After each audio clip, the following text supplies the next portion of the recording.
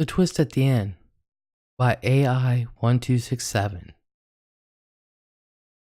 Cradling my 4-year-old daughter in my arms, all I could do was listen as the screaming outside the house got louder and louder, interspersed with sounds of violence and horrible, horrible wet thuds and the unmistakable echo of muscle and sinew resisting the force that was slowly tearing them apart. It started just 3 days ago. Something happened out there in the world, and before we even get news of what's going on, seemingly half the world is gone. Police and military were unable to stop it. Providing such a short frame of resistance, it's hard to know whether it was real or just a fluke. There was no centralized target, no way to use our most powerful weapons, well, not without incinerating ourselves in the process. They poured forth across the world from wherever it was that it started.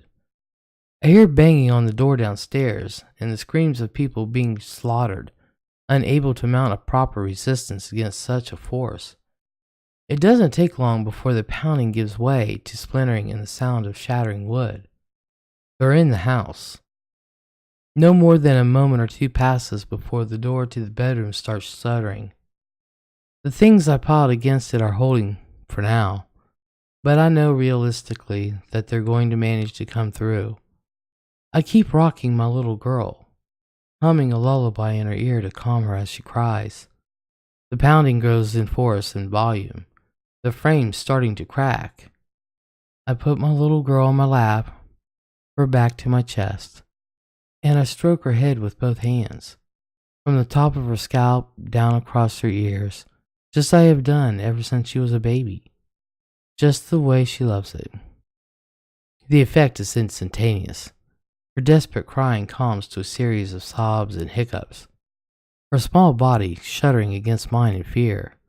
I keep humming to her, soothing her hair, acting for all the world as if nothing is out of place, not a single thing amiss. Agonizingly slowly, in a reverse cadence of the sound of splintering wood, she calms down. I can feel it when she stops tensing, as I keep stroking her down the sides of her head. A final hiccup of a sob, and she falls quiet, her body relaxed. She doesn't even have time to realize what's happening as I twist her neck with a violent jerk, accompanied by a dry snap of a sound. She's dead before she can even slump down into my lap.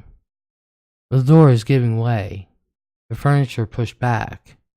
I may be torn limb from limb while I scream, but at least my baby's angel's safe from harm.